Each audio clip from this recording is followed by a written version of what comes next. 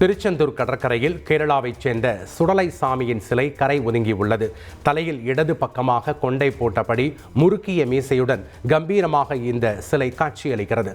கேரளாவில் இருந்து திருச்செந்தூர் முருகனை வணங்குவதற்காக சுடலை வந்துள்ளதாக நினைத்து பக்தி பரவசத்துடன் சிலையை வணங்கிச் செல்கின்றனர்.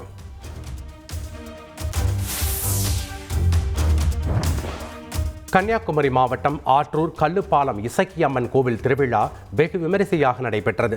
திருவிளக்கு பூஜை, ஆராட்டு ஊர்வலம், கலை நிகழ்ச்சிகள் என களை கட்டிய திருவிழாவில் ஏராளமான பக்தர்கள் கலந்து கொண்டு சாமி தரிசனம் செய்தனர். ஊர்வலம் சென்று வந்த இடங்களில் எல்லாம் பக்தர்கள் உற்சாக வரவேற்பளித்தனர்.